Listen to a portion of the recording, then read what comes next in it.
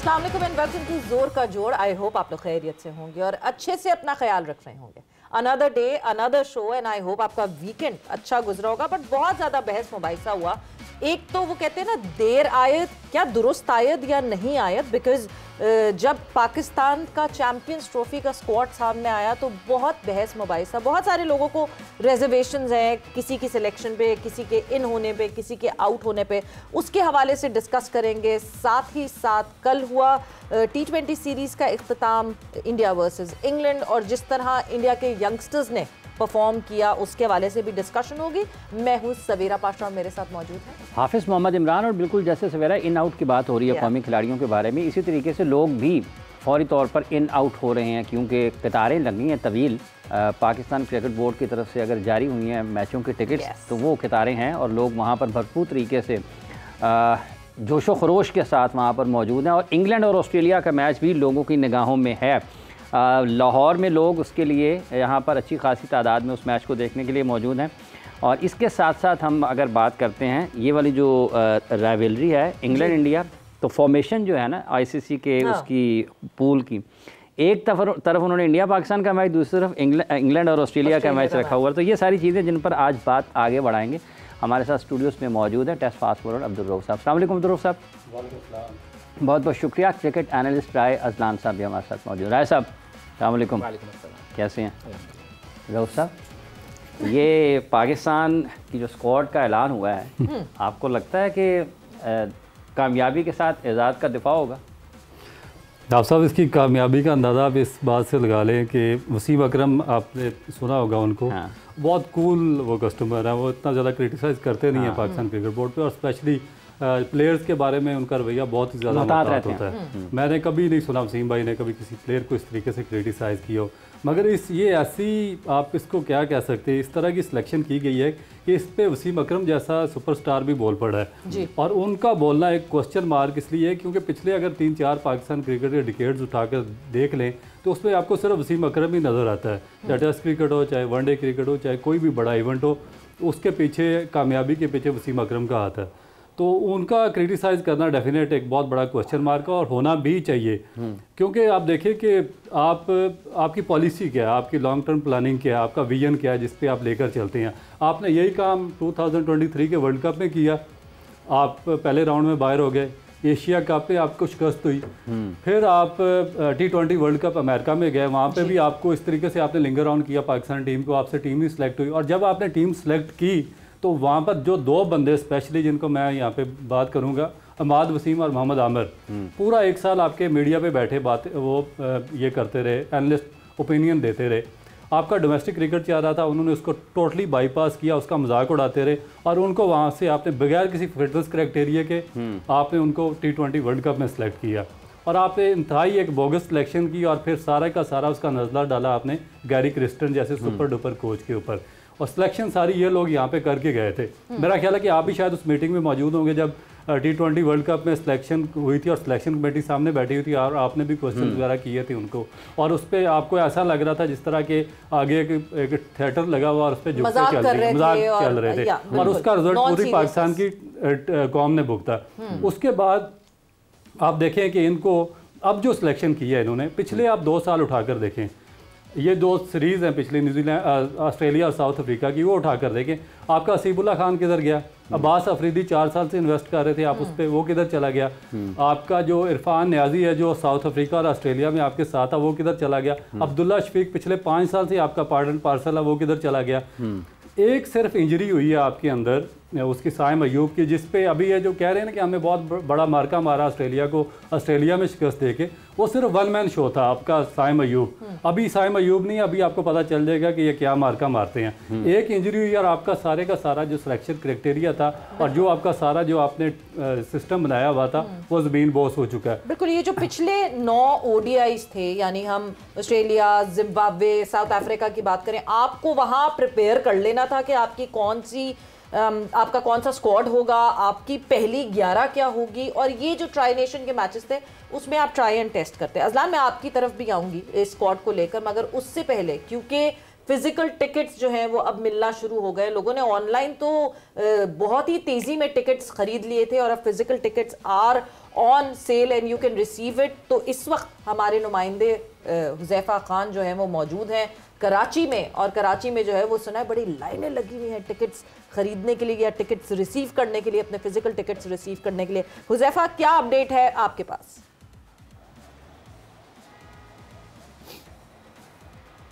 जी बिल्कुल, देखिए physical tickets आज 4 बजे से शुरू होनी चाहिए। कराची में 18 मकामात पे फिजिकल टिकटें जो है फ़रोख्त की जा रही हैं और 4 बजे से पहले लोगों का रश लगना शुरू हो गया था। मुख्तलिफ मैचेस के टिकट खरीदने के लिए लोग यहाँ पे पहुँच रहे थे और हर जगह यही सूरत हाल थी कि लोग चाहते थे कि जो बकिया टिकट्स हैं जो फिजिकल मिल रहे हैं उसमें जल्द से जल्द मैचेस के टिकट खरीद लिए जाएँ। हुआ ये कि जैसे ही आधे घंटे तक सेल हुई तो पाकिस्तान और न्यूजीलैंड का जो पहला मैच है उसके 2000 वाले जो टिकट थे यानी जो जनरल इंक्लूजर के टिकट थे वो मुकम्मल फ़रोख्त होगा। कराची में किसी भी जगह पर 2000 वाले टिकट नहीं मिल रहे, लेकिन गैर तवक्का बात ये थी कि कराची एक डाइवर्स कल्चर का शहर है तो दिगर मैचेस भी जो है, क्योंकि साउथ अफ्रीका और अफगानिस्तान का मैच है उसका मैच देखने के लिए भी लोग यहाँ पे मौजूद है। एक शायद मैं आपसे मिला देता हूँ, आप कौन से टिकट खरीदने आए थे और कितने का टिकट? मैं 2000 वाले टिकट खरीदने आया था बट खत्म हो जाएगी आपको पता है, तो मैंने 4000 वाला टिकट खरीदा है यहाँ पर। खुशी है कि टिकट मिल गया, मैच देख लीजिए। जाहिर है बाबर आजम को देखने हम जा रहे हैं, बाबर आजम हमारी जान है, सब कुछ है, बाबर आजम को देखने जा रहे हैं हम। 4000 भी होता 7000 भी होता तो हम देते, अभी 4000 वाला टिकट मैंने खरीदा है। देखिए यही एंथुजियाज्म है, कह रहे हैं आए तो 2000 का टिकट लेने थे लेकिन अनफॉर्चुनेट रहे कि 2000 का टिकट नहीं मिला तो 4000 का टिकट भी ले लिया। कह रहे हैं अगर 8000 का भी टिकट होते तो वो भी खरीद लेते क्योंकि अपने स्टार्स को, अपने सुपर स्टार्स को यहाँ पे देखना चाहते हैं। न सिर्फ अपने स्टार बल्कि गैर मुल्की स्टार्स भी आएंगे, उनको भी देखना चाहते हैं, चाहे साउथ अफ्रीका हो, अफगानिस्तान हो या दिगर टीमें हों। देखिए हमारे साथ खज़र भी मौजूद है। खज़र, क्या हालात वाक़यात हैं? ये तो ऐसे लग रहा है कि जैसे बाबर आजम के बारे में लोग उनको भी बहुत ज़्यादा देखना चाहते हैं। वो जब नारे लगेंगे को तेरी जान मेरी जान बाबर आजम साबिक कप्तान, तो किस तरह के मनाजिर वहाँ पर हैं इस वक्त? बस जी, जिस तरह हुज़ैफ़ा जिस एक्सपेक्टेटर से बात कर रहे थे, मेरी भी दुआ यही है कि बाबर आजम, लोग कहें कि बाबर आजम आए तो ओपनिंग करने थे मगर मैच फिनिश करके जा रहे हैं। ऐसी परफॉर्मेंस होनी चाहिए पाकिस्तान टीम की कि ज़बरदस्त तरीके से इनके जोश और वलवले के बराबर परफॉर्मेंस हो तो मज़ा ही आ जाए। ऐसा ना हो जो कि अभी आप डिस्कशन में वर्ल्ड कप को याद कर रहे थे, पाकिस्तान टीम अच्छा खेले और इसी उम्मीद के साथ ये सब लोग कतारों में खड़े हुए हैं। पहले मैच के 2000 वाले टिकट ख़त्म हो गए, दीगर जो टिकट्स हैं वो यहाँ पर फ़रोख्त हैं। जो बकिया मैचेस हैं उनके भी जो टिकट्स हैं तमाम तर कैटेगरीज में वो यहाँ पे मौजूद हैं। जी, कुछ लोग 2000 वाले टिकट लेने आए थे, ख़त्म हो गए, क्या कहेंगे आप? जी बस ये काफ़ी लाइन से खड़े हुए थे लोग, 1 घंटा 2 घंटा लाइन में लगे रहे। टिकट के लिए खड़े में? जी मैं खड़ा हुआ हूँ। मुझे का टिकट लेना चाह रहे हैं? मैं लेना चाह रहा हूँ फर्स्ट क्लास का 4000 वाला टिकट है, इंतखाब आलम इंक्लोजर। चले जी, इंतखाब आलम इंक्लोजर का टिकट ये लेना चाह रहे हैं। और भी कुछ दोस्त हमारे साथ मौजूद हैं। किस टीम को सपोर्ट करोगे? पाकिस्तान, बिल्कुल पाकिस्तान। कौन है आपका फेवरेट खिलाड़ी? फ़खर ज़मान। फ़खर ज़मान, फ़खर के आने पे लोग बहुत ज़्यादा खुश हैं। भाई आप किस टीम को सपोर्ट कर रहे हैं? पाकिस्तान को। टिकट मिल गए? नहीं मिले, नहीं, लाइन में खड़े। 2000 वाले टिकट पहले मैच के ख़त्म हो गए, आप किस मैच के ले रहे हो? मैं पहले मैच के ही ले रहा हूँ, 4000 फर्स्ट क्लास वाले। चले जी, लोग 4000 पे आ गए, लोगों ने अपना बजट बढ़ा लिया है। आप किस मैच के टिकट लेने आए हो? फर्स्ट मैच के पाकिस्तान न्यूजीलैंड। पाकिस्तान न्यूजीलैंड। 2000 वाले नहीं है, लेने कौन से आए थे, लेकर कौन से जाओगे? 4000 वाले ही लेने आए थे। 4000 वाला। आप किसके लिए आए? अभी 4000 वाले। आप किस लिए आए हो? 4000। 4000। देखिए जी, ये लोग कह रहे हैं टिकट कम ना करें, पैसे कम ना करें, ये कह रहे हैं हम 4000 वाला टिकट लेकर जाएंगे। तो यही जज्बा है कराची में। और जो दूसरा मैच यानी आगे के जो मैच है, हमने यहाँ पे कुछ फैंस आए थे जो कि अफगानिस्तान क्रिकेट टीम को सपोर्ट करते हुए दिखाई दे रहे थे। उनका कहना था कि जब पाकिस्तान नहीं होगी तो हम अफगानिस्तान को सपोर्ट करेंगे। कुछ कह रहे थे कि हम अच्छी क्रिकेट को सपोर्ट करेंगे और अच्छी क्रिकेट को सपोर्ट करना है, स्टेडियम को भरना है और आईसीसी इवेंट को इस अंदाज में सेलिब्रेट करना है कि दुनिया कहे कि वाह क्या बात है पाकिस्तान की। बिल्कुल खिजर, वाह क्या बात है पाकिस्तान की। और मेरा ख्याल से सबको इसी डेडिकेशन से, अगर पाकिस्तान के मैचेस सोल्ड आउट हो जाते हैं तो बाकी और जो टीम्स के मैचेस हैं उनमें ज़रूर उस तरह कंट्रीब्यूट करना चाहिए। खिजर और ज़ैफ़ा, आप लोगों का बहुत बहुत शुक्रिया for updating us. Azlan, coming back to words, इस टिकट की जो गहमा गहमी है उसकी तो मैं बिल्कुल फर्दर ऑन बात करूँगी, but talking about the squad, yes, Fakhar Zaman के आने पर सबको बहुत खुशी है। दो जो एंट्रीज हुई, आपने खुशदिल शाह का भी नाम सुना था, कहीं ना कहीं वो इधर से उधर गूंज रहा था नाम। उसके बाद आते हैं फ़हीम अशरफ। अचानक से आउट ऑफ द ब्लू, मतलब हमें ये पता चल रहा होता है नहीं जी आमिर जमाल को लिमिटेड जो है वो आपने एनओसी दी, आमिर जमाल को आपने वापस बुला लिया, शायद स्क्वाड में जो है वो आमिर जमाल का नाम आएगा, and eventually out of blue Faheem Ashraf आपको देखते हैं। खास वजूहत फ़हीम अशरफ की स्क्वाड में होने की? आई थिंक एनओसी से मुझे वैसे मोहम्मद हारिस भी याद आ जाते हैं कि उनकी एनओसी एयरपोर्ट पे रिवोक की गई थी और उनको फिर वापस आना पड़ा था कि जी आप तो नेशनल प्लान्स में आए। वो ऐसे नेशनल प्लान्स में से वो आज तक मंजर आम पे नहीं आ सके, उसके बाद से वो कभी पाकिस्तान के लिए नहीं खेल सके और इस मरतबा भी फंस गए, टिकट इस मरतबा भी नहीं मिल रहा था। अभी, जब अभी, भी अभी मिल रहा है जब भी बीपीएल के लिए जाते हैं कुछ ऐसा ही हो जाता है। तो अब वही बात है कि अगर हम हमारे मसला ये कि खुशदिल शाह और फ़हीम अशरफ के आने से हुआ ये कि एक और एंट्री जो है वो अंडर द रेडार चली गई है, वो है उस्मान खान की। उस पर भी बात कम हो रही है कि अगर उस्मान खान एक अरसे से आप ट्राई करते हुए आ रहे हैं, उनकी परफॉर्मेंस उस किस्म की नहीं है। अगर आप उनकी बीपीएल की परफॉर्मेंस की बुनियाद पर टीम में लेके आए तो वो T20 क्रिकेट थी। हमारे पास हसीबुल्लाह उस्मान खान तो इमोशनल कोटा पे आए, ये बात भी ठीक है वैसे, बट हारिस एंड हसीबुल्लाह, जिनको हम हसीबुल्लाह एक अरसे से हमारी फ्यूचर प्रॉस्पेक्ट की बुनियाद पर हम उनको कंसिडर कर रहे हैं, दैन ऐसे मौके पे उनको ड्रॉप किया जाना। हारिस एक टाइम पे सुनने में आ रहा था कि शायद वाइस कप्तान के लिए कंसिडर किए जाएंगे, एंड उसके बाद से वो भी नहीं खेल पा रहे हैं। फ़हीम के केस में भी ऐसा ही है कि आउट ऑफ ब्लू एक्सपेक्ट किया जा रहा था कि मे बी अगर ऑलराउंडर कोटा पे किसी को रखना है तो maybe Shadab Khan would come in, लेकिन आमिर जमाल एक अरसे से नज़र आते हैं। आमिर जमाल का मे बी जो रीज़न ना होने का वो ये है कि वो रीसेंट टेस्ट मैचेस जो साउथ अफ्रीका में हो रहे थे उसमें वो इंजर्ड महसूस हो रहे थे। कई एक्सपर्ट्स ने भी चीज़ इंडिकेट की थी कि जिस किस्म की बॉल कर रहा है लग रहा है कि वो फिट नहीं है, टीका वीका लगवा के बॉलिंग कर रहे हैं। फ़हीम अशरफ के केस में हम डेफिनेटली वसीम भाई ने जो बात की है उनकी ओपिनियन को चैलेंज नहीं किया जा सकता, लेकिन उन्होंने जो चीज़ कोट की थी वो उसके इंटरनेशनल क्रिकेट के नंबर्स थे कि उसकी इतनी एवरेज है इन बॉलिंग और इतनी एवरेज है बैटिंग की। बिल्कुल ठीक है, ऐसा ही है, लेकिन जब कोई खिलाड़ी इंटरनेशनल क्रिकेट में फेल हो जाता है तो उसको सबसे पहला मशवरा क्या दिया जाता है कि भाई जाओ डोमेस्टिक क्रिकेट खेलो। अब अगर उसकी डोमेस्टिक क्रिकेट के पिछले 14 मैचेस के नंबर्स निकाले जाएं वो खासे डिसेंट है। मैं ये नहीं कहूँगा कि ही somewhere near to Kapil Dev और रिचर्ड हेडली, बट नंबर्स जो हैं वो खासे डिसेंट हैं। उसकी नियरली जो, अगर आप इजाज़त दें तो मैं कुछ पढ़ देता हूँ। बिल्कुल जी, बताएं। सो प्रेसिडेंट कप वनडे जो हुआ था 5 मैचेस में 6 विकेट हैं, 32 की एवरेज है, 6 की इकोनॉमी है, 32 का स्ट्राइक रेट है। सेकंड हाईएस्ट रन गेटर थे इस टूर्नामेंट में, 4 इनिंग्स में 264 रन बनाए थे, 66 की एवरेज के साथ, 129.4 का स्ट्राइक रेट था।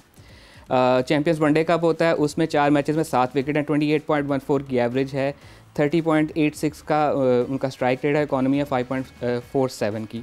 4 इनिंग्स में 90 रन बनाए, 22.50 की एवरेज थी, 100 का स्ट्राइक रेट था। चैंपियंस वनडे कप जो पिछली दफ़ा हुआ था after his coming back from the national side से जब वापस आए थे तो 5 मैचेस में 7 विकेट थे, 29 की एवरेज थी, 31.71 का स्ट्राइक रेट था, 5.54 की इकोनॉमी थी। 3 इनिंग्स में 100 रन थे 50 के एवरेज के साथ। राय साहब कता कलामी की माज़ चाहूँगा। नहीं मैं बात एक सेकंड नहीं सर कंप्लीट कर लेना सर, एक सेकंड इसके बाद आप बोल लीजिएगा, कंप्लीट कर वो बात कहीं और निकल जानी है भाई साहब, बात कहीं और निकल जानी है। देखें ये स्टैट्स चैंपियंस कप के जी, क्या चैंपियंस कप पाकिस्तान के ऑस्ट्रेलिया जाने से पहले हुआ या बाद में हुआ? पहले हुआ। तो ये स्टैट उस वक्त क्यों इनकी अहमियत उस वक्त नहीं होनी चाहिए थी? बिल्कुल होनी चाहिए थी, इनको उस वक्त क्यों नहीं होनी? बिल्कुल होनी चाहिए थी। अब मैं सवाल ये एक्सपेक्ट कर रहा था कि हमारे तो डोमेस्टिक का स्ट्रक्चर ही ठीक नहीं है, हमारी क्वालिटी भी दूसरा सवाल है कि आपने क्वालिटी कहाँ पर चेक की? फ़हीम अशरफ्स फॉल्ट हाँ कि हमारी डोमेस्टिक की क्वालिटी बुरी है, ऐसा खिलाड़ी for the lack of no disrespect intended कि ऐसा खिलाड़ी हमारी डोमेस्टिक में देखे कितना अच्छा परफॉर्म कर रहा है, सेइंग कि हमारी डोमेस्टिक की शायद क्रिकेट की क्वालिटी अच्छी नहीं है, तो दैट्स नॉट फ़हीम अशरफ और एनी अदर क्रिकेटर्स फॉल्ट जो उसमें हिस्सा लेता है। ठीक है, ये नंबर्स पहले नुमाया होने चाहिए थे, बिल्कुल होने चाहिए थे, नहीं हुए तो मेरा नहीं ख्याल कि वो फ़हीम अशरफ की गलती है। यहाँ पे तो लग ही रहा है कि वो बेचारा अभी भी कोई फ़हीम अशरफ की गलती नहीं कह रहा। मैं रऊफ की तरफ आऊंगी, फ़हीम अशरफ की तो गलती नहीं है। सिलेक्टर्स ने सिलेक्ट किया, टीम में आपका नाम आया, लड़का टीम में आ गया, लड़के को इससे ज्यादा क्या खुशी मिलेगी?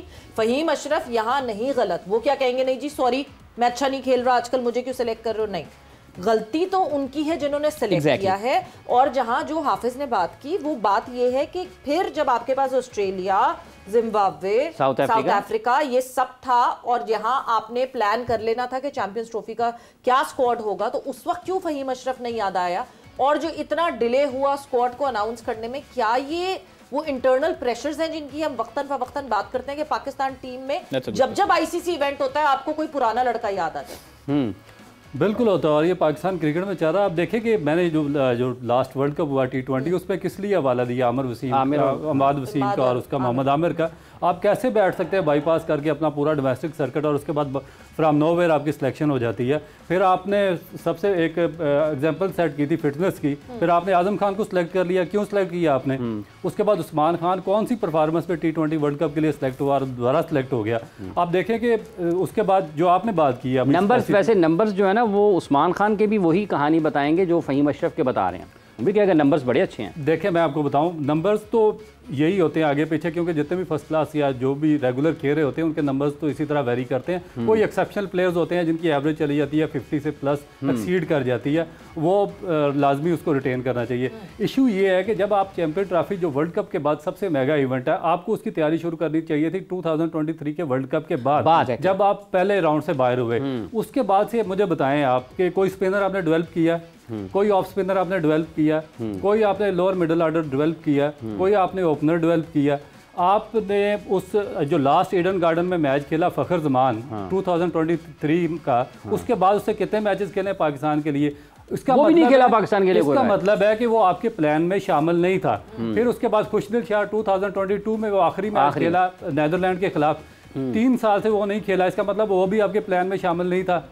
उसके बाद जो आपका एक ये साउथ शकील है, साउथ शकील देखें कि ये भी 2023 में आखिरी वर्ल्ड कप में आखिरी मैच खेला, आखिरी वनडे मैच खेला, और इसके बारे में आपके हेड कोच का ऑन रिकॉर्ड बयान है कि ये T20 क्रिकेट तो खेल ही नहीं सकता, इसके छोटे छोटे बाजू हैं। और इंतहाई मज़ाक़ खेज़ और अजीब और गरीब किस्म का बयान था जो कि किसी भी हेड कोच को नहीं देना चाहिए इस तरह के एक टॉप क्लास प्लेयर के बारे में। और फिर उसी बंदे को आपने पाकिस्तान का हेड कोच बना दिया। किस लिए बनाया? कॉन्फ्लिक्ट ऑफ इंटरेस्ट ये है कि आप शोल शकील को पसंद ही नहीं करते। आपने उसके खिलाफ स्टेटमेंट दिया, उसने आपके खिलाफ लाहौर कलंदर के खिलाफ स्कोर किया, और फिर आपने उसको 2 टूर्स में ड्रॉप किया। साउथ अफ्रीका भी नहीं लेकर गए, ऑस्ट्रेलिया भी नहीं लेकर गए, आपके प्लान का हिस्सा नहीं था, मजबूरी हुई, पैनिक बटन आया और आपको उसको दोबारा शामिल करना पड़ा। स्टेटमेंट्स तो बाबर के खिलाफ भी बड़े दिए हुए थे आकिब जावेद ने, बट उन्होंने कहा कि मैं इतना कोई बचकाना हरकत नहीं करूंगा कि बाबर के खिलाफ स्टेटमेंट दिए तो बाबर को कहीं नहीं आप देखिए स्टेटमेंट 2 तरह की होते हैं। एक स्टेटमेंट होता है आपकी परफॉर्मेंस पे, आप परफॉर्मेंस पे तो हम रोजाना बोलते हैं, आप भी बोलती हैं, हर कोई स्टेटमेंट देता है, मगर किसी की फिजिकल अपीयरेंस पे उसके बारे में बात करना, ये किसी तौर भी एक कोच के बारे में एक जो कोचिंग जो मैनुअल है उसमें आता ही नहीं है ये चीज़। और अगर किसी ने दिया तो उसको कोच होना नहीं चाहिए, आपने क्यों उसको फिर कोच बनाया? और फिर उसको दोबारा आप अगर कॉन्फिडेंस नहीं है आपका साउथ शकील पे, तो फिर अब उसको चैंपियन ट्रॉफी में क्यों शामिल किया? फिर उस्मान खान, देखें आपने वनडे के लिए टीम अनाउंस करनी है, वनडे में तो आपका रिकॉर्ड फर्स्ट क्लास का टॉप क्लास होना चाहिए। अभी न्यूजीलैंड की टीम के खिलाफ आपका पहला मैच है, आप मुझे उनके 8 प्लेयर्स हैं जो टॉप के बैट्समैन हैं, उनमें से किसी की एवरेज बता दें 40 के नीचे फर्स्ट क्लास में एवरेज हो, और किसी ने 75 से कम मैचेस खेले हों। 2 मैचेस फर्स्ट क्लास के नहीं खेले इसने, और वो पाकिस्तान की चैंपियन ट्रॉफी की टीम में शामिल हो गया। असद शफीक ने कहा कि हमने तजुर्बे को मलहूज़ खातिर रखा है। यार साहब इनकी बात ही ना करें इसकी। असद शफीक इन्होंने अंडर 19 में क्या सिलेक्शन की है मुझे बताया ना। मिसबा के बेटे को कौन सी परफॉर्मेंस पे अंडर 19 वर्ल्ड कप में सिलेक्ट किया, और फिर जो आपका लड़का शाहजेब खान जिससे 2 मैचेस में लगातार 2 सेंचुरियां की हैं, उसको तीसरे मैच में जापान के खिलाफ क्यों उसको नंबर 7 पे भेजा और मिसबाह के बेटे को ओपन करवाई है? ये तो इनका लेवल है सिलेक्शन का, तो इसमें इनके तो बयानात की कोई हैसियत ही नहीं है, कोई हैसियत नहीं है। फिर राय साहब ये जो असद शफीक साहब ने बात की है बाद अज टीम के ऐलान के तजर्बे को मलहूज़ खातिर रखा, मैंने कहा ना कि वो एक्सपेरिमेंट वाले तजर्बे की बात कर रहे होंगे, एक्सपीरियंस वाले तजर्बे की नहीं। दूसरा रऊफ भाई ने एक बात की, उसको मैं थोड़ा सा अगर मैं सादा कर दूं तो वो ये है कि सिंपली जो चीज़ एक इंसान के कंट्रोल में नहीं है उस पर आपको तबसरा नहीं करना चाहिए। किसी का कद, किसी का रंग या कोई और फिजिकल एबिलिटी जो है उसके हाथ में नहीं है, उस पर आपको तबसरा नहीं है, टॉन्ट नहीं करना चाहिए। परफॉर्मेंस इंसान के हाथ में, उस पर आप तबसरा कर सकते हैं। सो वो बात कहना है कि जिसके बाजू छोटे हैं या इसकी टांग लंबी है, वो थोड़ा सा वो बिलो द बेल्ट चला जाता है। यहाँ पे तो लंबे बालों के ऊपर, ऐनक लगाने के ऊपर, जूते पहनने के ऊपर, आपके ट्राउजर के रंग के ऊपर, निक्कर और हेडफोन्स पे, उसके ऊपर खिलाड़ी बाहर हो जाते हैं। आपको तो पता है राय साहब, निक्कर और हेडफोन्स पे आपने तो अपनी आंखों से देखा, कानों से सुने, ये तो सारी चीज़ें पाकिस्तान में चलती है ना। अफसोसनाक फैल हुई है। उसमें देखें बात यह है ना कि मुझे नहीं इस बात से परवाह के खिलाड़ी निकर पहन के घूमता है या वो उतार के घूमता है ड्रेसिंग रूम में, वो जैसे मर्जी करे। मुझे परवाह होनी चाहिए कि वो ग्राउंड में क्या कर रहा है, परफॉर्मेंस क्या देगा। अगर वो परफॉर्मेंस अच्छी दे रहा है, उसकी बेसिक जेडी है क्या भाई, जाके बैटर है तो स्कोर करना है, बॉलर है तो विकेट लेनी है, फील्डर है तो स्कोर रोकने हैं या कैच पकड़ने हैं, विकेट कीपर है तो कीपिंग अच्छी करनी है, कैच पकड़ने हैं, वगैरह वगैरह। अब वो निकर पहनता है, वो खट्टे रंग की पहनता है, मीठे रंग की पहनता है, वो हेडफोन लगा के घूमता है, वो सर पे नमाज वाली टोपी पहन के घूमता है ग्राउंड से बाहर, इट्स हिज मामला, वो करता रहे। ग्राउंड में अच्छा कर रहा है, दैट्स वेरी गुड। हाँ, उस ग्राउंड में अगर अच्छा नहीं कर रहा तो वो तनकीद भी उस पर होनी चाहिए, वो उस पर उसकी निकर का रंग, उसके हेडफोन्स का ब्रांड, उसकी नमाज की टोपी, वो फिर या उसके चश्मे जो हैं वो डिस्कशन का मौजू नहीं होना चाहिए। मौजू जो है आपकी परफॉर्मेंस होनी चाहिए। मसला हमारे यहाँ ये भी है ना कि हम यहाँ पर ये भी हो जाता है गल्ला बड़ियाँ करता है, एक को सवाल पूछ जाए हर गल ते भाई नहीं कहता। सवाल अच्छा पूछना तो एक अच्छी आदत है, हमारे यहाँ वो बहुत कम एज में स्नब कर दिया जाता है ना। जब बच्चा सवाल, क्यूरियोसिटी होती है, वो पूछता है तो हम उसको वहीं पे स्नब करना शुरू कर देते हैं बच्चे को भी। वही फिर हमारा एटीट्यूड चल रहा होता है कि जब कोई सवाल पूछता भी है। रीजंस जहाँ पे हम जो है ठीक है प्लेयर्स को जो है वो उनको डिटोरिएटेड कमेंट्स देते हैं, उनके ऊपर इस तरह बात करते हैं, बट जब हम इस स्क्वाड को ऑल ओवर देखते हैं और इस स्क्वाड पे नजर डालते हैं तो बहुत सारी सिलेक्शंस जो कि out of the blue Bhanumati का कुंभा मालूम होता है, भानुमति का कुंभा मालूम होता है कि कहीं की ईंट कहीं का रोड़ा इकट्ठा किया, मतलब कौन कहां से कैसे क्यों आया है, क्या रीजनिंग है। और जब जब ऐसा कंफ्यूज स्क्वाड होता है, आपको एक प्रॉपर प्रेस रिलीज नहीं, आपको एक प्रॉपर प्रेस कॉन्फ्रेंस नहीं दिखती है जहां पे आप क्रॉस क्वेश्चन कर सके। मोहम्मद वसीम को बहुत क्रिटिसाइज किया गया कि नहीं जी लैपटॉप वो है, एक सिलेक्टर है ये, बट एटलीस्ट उनके पास जस्टिफिकेशन होता था, रैशनल होता था, जस्टिफिकेशन होती थी आपको जस्टिफाई करने के लिए। हम अभी जाएंगे एक ब्रेक पर, ब्रेक से वापस आएंगे तो स्क्वाड आप लोगों ने अब तक देख लिया है, हमने भी देख लिया, मगर फिर से जरा स्क्वाड को सामने रखेंगे और किस किस प्लेयर से रऊफ को या अजलान को क्या इख्तलाफ है उसके हवाले से जरा डिटेल में बात करेंगे आफ्टर द शॉर्ट ब्रेक।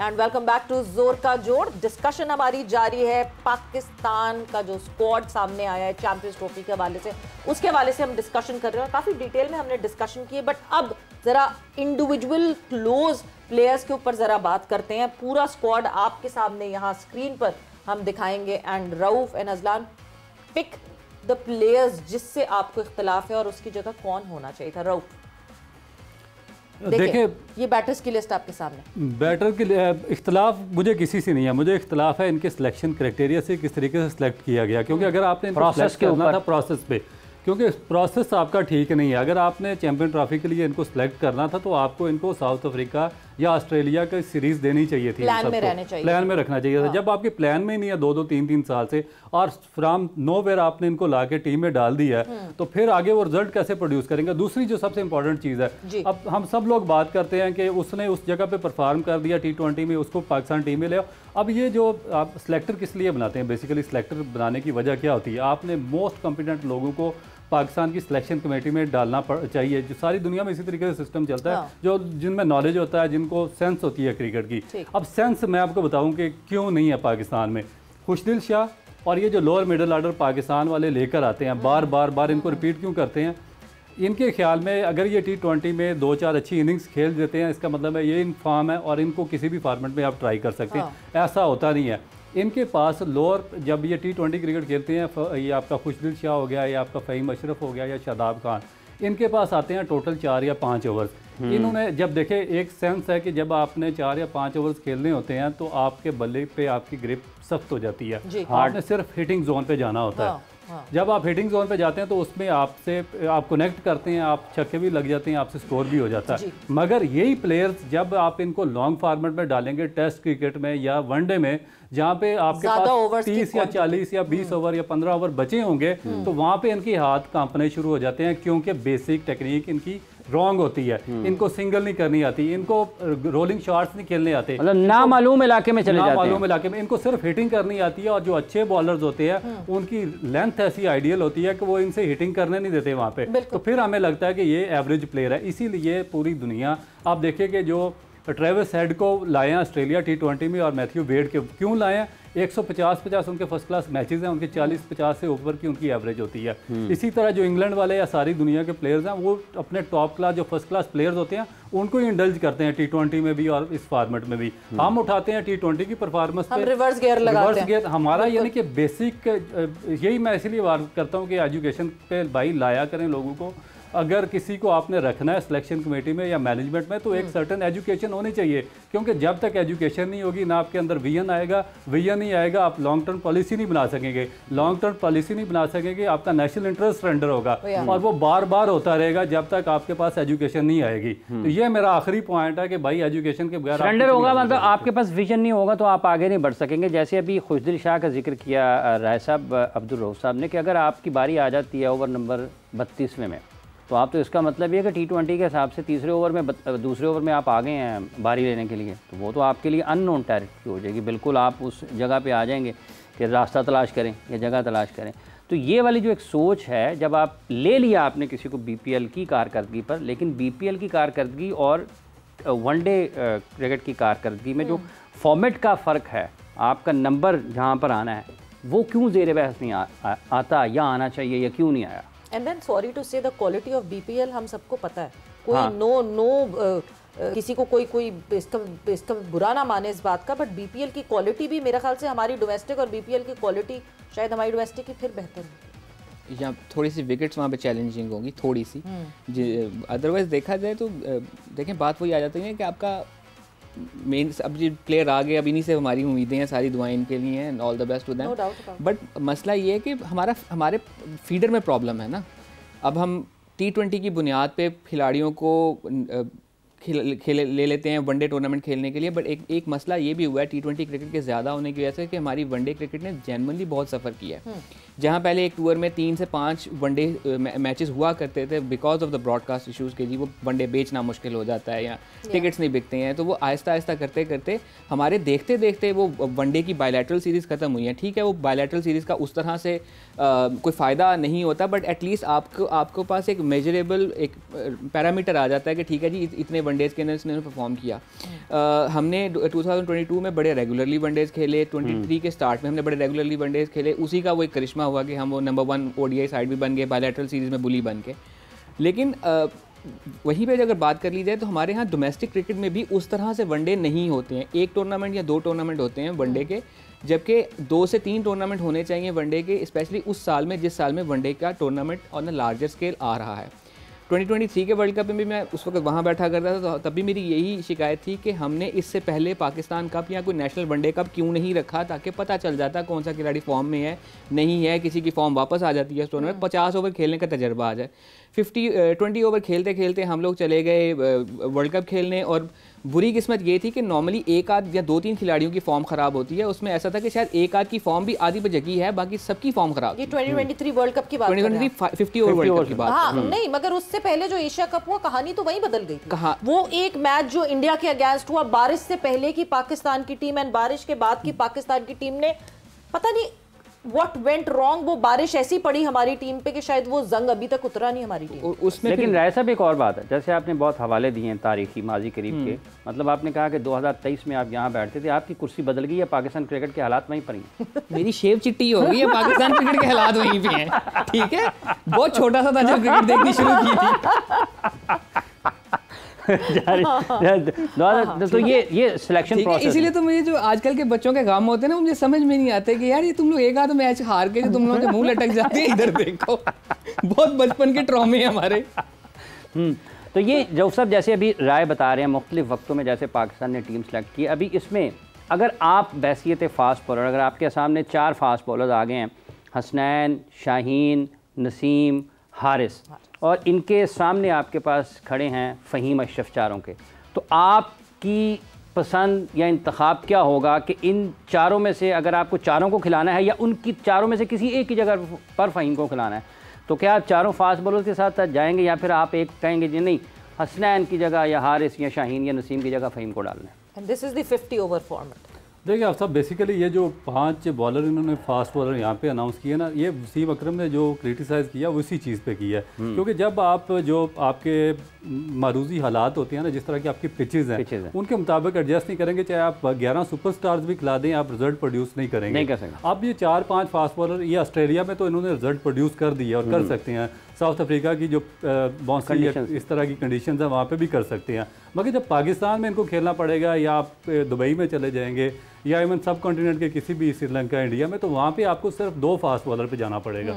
आप 2 फास्ट बॉलर और आपके पास 1 ऑलराउंडर होना चाहिए, और अगर आपके पास स्पिन बॉलिंग ऑलराउंडर है, जिस तरह पास्ट में शाहिद अफरीदी ने पाकिस्तान को बहुत ज़्यादा इस पे सक्सेस रेट में उसका बहुत ज़्यादा किरदार था, अगर इस तरह का आपके पास एक स्पिन बॉलिंग ऑलराउंडर हो तो वो बहुत ही अच्छा आपका इजाफा होता है ना, वो आपकी एक नेचुरल टीम सिलेक्शन अच्छी हो जाती है। राउफ साहब खुशदिल तो आप देखें ना कि राउफ ने पास कर दिया उस बात को बिल्कुल के खुशदिल भी बॉलिंग ऑलराउंडर के उनको इसीलिए डाला गया। अब इशू ये है कि जिस तरह मैं आपको बता रहा हूँ कि बाकी टीमें, इंडिया देखें ना कि उन्होंने बहुत वर्क किया होगा अपने सिलेक्शन क्राइटेरिया पे और प्रोसेस पे, तो उन्होंने 4 स्पिनर्स 4 ही फास्ट बॉलर हैं, 4 फास्ट बॉलर उनके लिए देखें क्लैरिटी है ना कि उन्होंने सारे मैच दुबई में होने, एक ही वेन्यू पे भी खेलना है, और क्लैरिटी वो पीछे से करते हुए आ रहे हैं, उनको पता है कि उनकी ओडीआई टीम, वो दे हैव प्लान्ड इट कि इसको निकाल दो, इसको ले आओ, इसको ट्राई एंड चेक से कर चुके हैं। हम तो अभी करेंगे ट्राई एंड चेक, देखिए चेक करेंगे, मगर उसमें भी आपके पास स्पिनर तो होने चाहिए ना कि आपने मैचेस नहीं जीतने हैं। क्या आप देखते रहेंगे, यानी कि आपके फास्ट बॉलर क्या करेंगे? वनडे क्रिकेट में तो जब आपकी बॉलें थोड़े सा 10 या ओवर हो जाएंगे, दायरा खुल जाएगा, तो एक ओपन आपके पास अपॉर्चुनिटी आ जाएगी दूसरी टीम के साथ, और 5 अंदर रहने फील्डर आपके खिलाफ, 5 फील्डर। अच्छा सर, ये राय साहब यहीं पे जैसे अभी रऊफ बात कर रहे हैं कि इंडिया की टीम का हवाला दिया कि स्पिनर्स के साथ, अगर हम उनके स्पिनर्स को देखते हैं, कुलदीप को हटा दें, बाकी तीनों के तीनों पूरी बारी भी करते हैं, ठीक है। उनके फास्ट बॉलर्स में अगर आप चले जाएं, जसप्रीत होते हैं या नहीं होते हैं इसका फैसला होना बाकी होगा, लेकिन वो एक बॉलिंग फास्ट बॉलिंग ऑलराउंडर के साथ है जो उनका जो बैलेंस ठीक करता है। तो ये दोनों चीज़ों में तो फिर आपका जो सिस्टम है वो नज़र आता है ना, और फिर सिलेक्शन प्रोसेस भी अपनी जगह पर नज़र आता है। तो पाकिस्तान में ये जो दोनों चीज़ें हैं कि उनके पास तो ये मसले नहीं होगा यार, अगर 3 स्पिनर्स भी खिलाने तो तीनों बैटिंग भी करते हैं, और वो फ्लेक्सिबल भी हैं अपने बैटिंग ऑर्डर में भी। और जी बहुत इंडिया के केस में आप ये देखें ना कि कंसिस्टेंटली उनकी वाइट बॉल मेगा टूर्नामेंट्स में परफॉर्मेंसेस आती नज़र आ रही हैं। वो 2011 में वर्ल्ड कप जीते, 2013 में चैंपियंस ट्रॉफी जीते, देन 2015 में सेमीफाइनल खेला, चैंपियंस ट्रॉफी का फाइनल खेला, 2019 में सेमीफाइनल खेला, 2023 में उन्होंने फाइनल खेला, और ये इसमें मैंने 24 में और इसमें मैंने T20 वर्ल्ड कप्स इंक्लूड नहीं किए बिकॉज उनमें उनकी परफॉर्मेंसेस रही। तो अब यह एक चीज़ हमें कंसिस्टेंटली नज़र आ रही है, वो तभी आ रही है कि ए उनके पास टैलेंट पूल है, बी उनको अपना टैलेंट यूज़ करना आ रहा है। हमारे केस में शायद दोनों ही नहीं है, या टैलेंट उस लेवल का नहीं है, अगर है तो हमें वो यूज़ नहीं करना आ रहा उस तरह से, तो वो वाला मामला है। इंडिया के जैसा मैंने बताया कि क्लैरिटी है कि उनके सारे मैचेस दुबई में होने हैं, स्पिन फ्रेंडली कंडीशंस हो सकती हैं, लिहाजा वो स्पिन हैवी गए हैं। हमें इस चीज़ की भी क्लैरिटी नहीं थी कि हमने 3 डिफरेंट वेन्यूज़ पे मैचेस खेलने हैं, एक कराची में खेलना है, एक गालबन पिंडी में खेलना है, और एक दुबई में खेलना है। गालबन क्या पिंडी में ही खेलना है। तो हम क्या इन तीनों चीज़ों को जहन में रख के हमने टीम सिलेक्ट की है, वो भी कुछ क्लैरिटी समझ में नहीं आ रही कि हम किसी के साथ जा रहे हैं। हाँ, हमारे पास पार्ट टाइम स्पिनर्स बहुत सारे हैं, मे बी वो एक चीज़ है जिसमें हम बैंक करना चाह रहे हैं कि ठीक है 3 ओवर फलां कर लेगा, 4 फलां कर लेगा, 8 में एक से फिकवा लूँगा, तो इस चीज़ की कर सकते हैं। लेकिन मसला वही आ जाता है ना, मतलब अगर उन्होंने इब्रार को 10 पूरे ना करने दिए गए तो उसके सिक्के कौन करेगा? मेरे से कोई यही पूछ रहा था ना कि मजाक में बात चल रही थी कि 50 ओवर बैटिंग कौन करेगा, तो मैंने मजाक में ही कहा अल्लाह करेगा ऐसा ना हो, मैं कहा दूसरी टीम करेगी। नहीं, आई होप कि ऐसा अल्लाह ना करे ऐसा हो। हमने ये देखा कि 50 ओवर खेलना भी पाकिस्तान टीम को मुश्किल हो गए थे, हमें वर्ल्ड कप में भी ये मसाइल पेश आए, और अब बाबर को ओपन करवाना, do you agree with this decision कि ये एक अच्छा डिसीजन है कि हम जिस अपने बैटर को हाईएस्ट रेट करते हैं, रैंक करते हैं, उसको सबसे ज़्यादा ऑप्शंस मिले खेलने के और सबसे ज़्यादा जो है ओवर्स मिले फेस करने के? देखिए काफ़ी मुश्किल हो जाता है, क्योंकि जब आप वनडे क्रिकेट खेलते हैं तो आपको शुरू में जो 10 ओवर्स है मॉइस्चर तो मिलता ही मिलता है फास्ट बॉलर को, बॉल सीम और स्विंग होता है, और अगर आपने ओपन नहीं की हुई और आपका जो हैंड आई कोऑर्डिनेशन है उसके मुताबिक नहीं चल रहा, तो फिर बड़ा मुश्किल हो जाता है। अगर आपने बाबर को गवा दिया ओपन पे, तो फिर उसके बाद तो आप 50 ओवर बिल्कुल सर्वाइव नहीं करेंगे। फिर स्पेशली आप देखेंगे जिस तरह इन्होंने बात की है कि 50 ओवर क्यों नहीं कंप्लीट होते। अब मैं आपको इस टीम के बारे में बताता हूँ कि उस्मान खान देखें, उसने 18 T20 मैचेस खेले हैं, उसने फर्स्ट क्लास। उस्मान आपको 11 में खेलते हुए दिखते हैं रऊफ? मतलब अगर आप 11 बनाए अपने जहन में तो उस्मान तो मुझे लगता है कि बेंच पे बिल्कुल उनकी 11 तो उनको मेरा ख्याल है कि 1100 में भी जगह नहीं बनती, तो उन्होंने 11 में डाल दिया। आई थिंक कंकशन सब के तौर पे खुदा ना ख्वास्ता।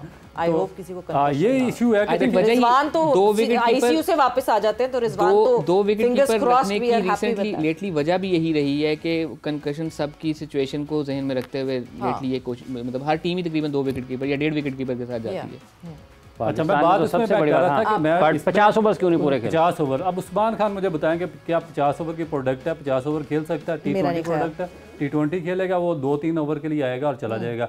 खुशदिल शाह क्या उसकी फर्स्ट क्लास में परफॉर्मेंस रही है पीछे, या लिस्ट ए में, या कितना वो अरसा वो खेला है? वो भी T20 फॉर्मेट से आपने उठा के लाए हैं और T20 फॉर्मेट में ही 4-5 ओवर यूटिलाइज होते हैं। उसके बाद जो फ़खर जमान है, फ़खर जमान तो आपके 3 साल से प्लान में थे ही नहीं, 2023 के वर्ल्ड कप के बाद वो खेले ही नहीं है। तो वो भी ये शॉर्ट फार्मेट ज़्यादातर खेलते रहे। फिटनेस की वजह से पाकिस्तान क्रिकेट बोर्ड ने ही कहा था कि फिटनेस की वजह से उनकी थोड़ी सी प्रॉब्लम चल रही है।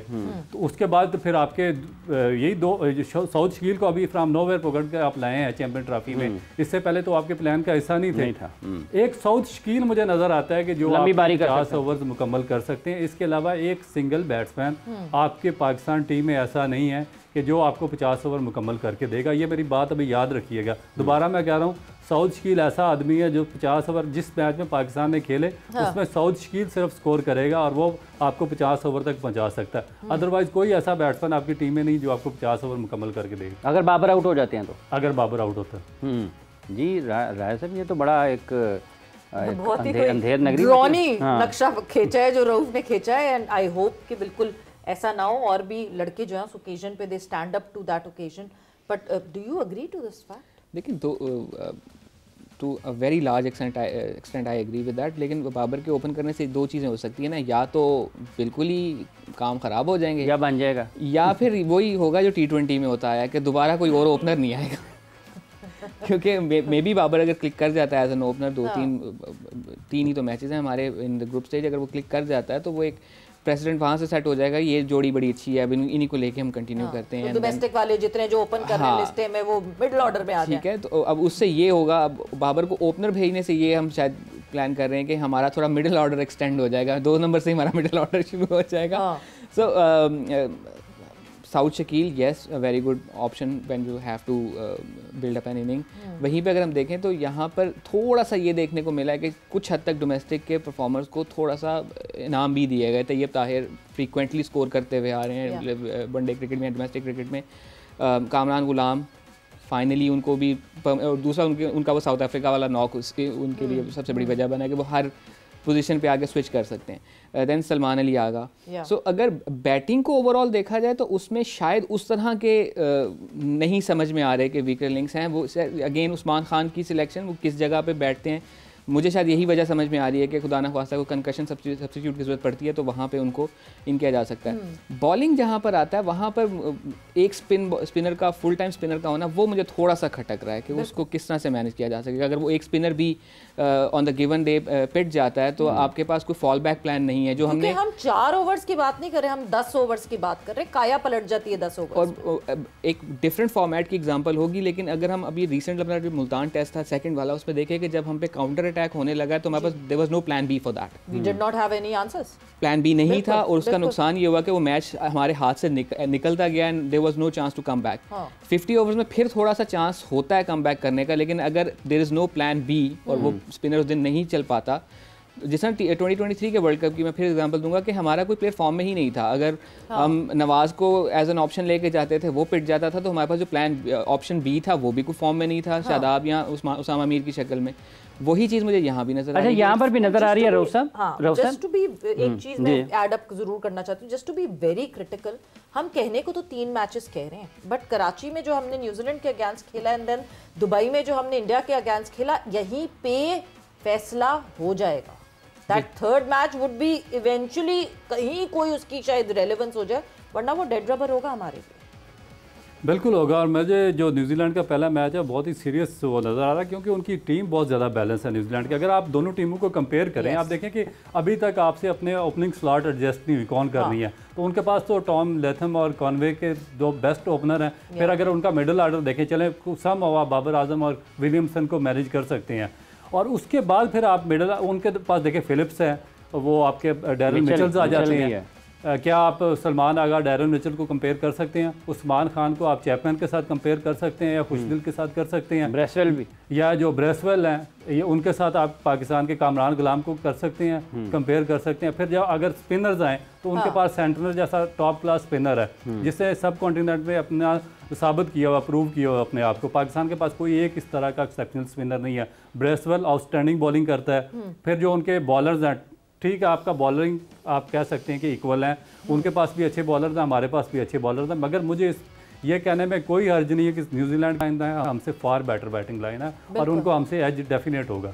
और एक और एज उनको जल्दी से बताएं लास्ट में। एक और एज उनको ये भी होगा कि वो लगातार गुज़श्ता 2 सालों से पाकिस्तान में आके इसी मौसम में वाइट बॉल क्रिकेट खेलते हुए आए हैं, तो उनको कंडीशंस की भी know how as compare to other teams ज़्यादा होगी। बिल्कुल, कंडीशंस के भी इश्यूज नहीं होंगे, टीम ऑन पेपर स्ट्रॉन्ग लगती है, but at the end of the day Hafiz साहब हमेशा when we talk about Pakistan team हमारे जहन में कहीं ना कहीं होता है कि हम कर गुजरेंगे, हम कर लेंगे, और यही अनप्रडिक्टेबिलिटी फैक्टर को हम जो है we wear it on our chest और कुछ कर गुजरेंगे। देखते हैं कि टीम क्या कर गुजरती है, बट वक्त यहाँ पे जोर का जोड़ का ख़त्म हो गया है। Thanks a lot for being here Rauf and Azlan, thank you. और सवीरा पाशा और हाफिज इमरान को इजाज़त दीजिए, अपना बहुत ख्याल रखिएगा। टेक केयर, बाय बाय, अल्लाह हाफिज़।